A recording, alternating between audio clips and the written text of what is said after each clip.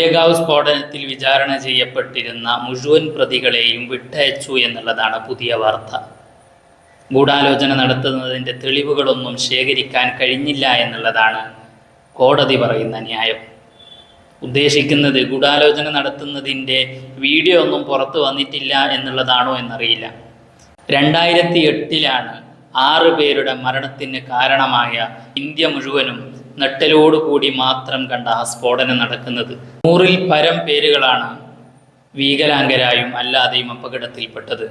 അവർക്കൊന്നും നീതി ലഭിക്കുകയില്ല, നിങ്ങൾക്ക് നീതി തരാൻ ഞങ്ങൾക്ക് കഴിയില്ല എന്ന് സർക്കാർ ഇങ്ങനെ പറഞ്ഞുകൊണ്ടേയിരിക്കുന്നു. നീതിപീഠം അത് ശരിവെച്ചുകൊണ്ടേയിരിക്കുന്നു. എല്ലാവരോടും പറയാനുള്ളത് ഖുർആനിലെ ഈ ആയത്താണ്. ولا تحسبن الله غافلا عما يعمل الظالمون إنما يؤخرهم ليوم تشخص فيه الأبصار. അക്രമികൾ പടച്ചവനിതൊന്നും കാണുന്നില്ല എന്നാണോ വിചാരിക്കുന്നത്? നിങ്ങൾ ചെയ്യുന്ന ഓരോ പ്രവർത്തനങ്ങളും കണ്ടുകൊണ്ടിരിക്കുന്നുണ്ട്.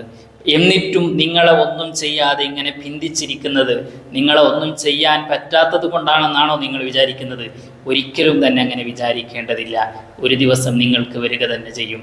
ആ ദിവസത്തിൽ നിങ്ങൾ ചെയ്ത ഓരോ ചെയ്തികളെയും ഓരോന്നും എണ്ണി എണ്ണി എണ്ണി ചോദ്യം ചെയ്യപ്പെടുന്ന ഒരു ദിവസം നിങ്ങൾക്ക് തീർച്ചയായും വരാൻ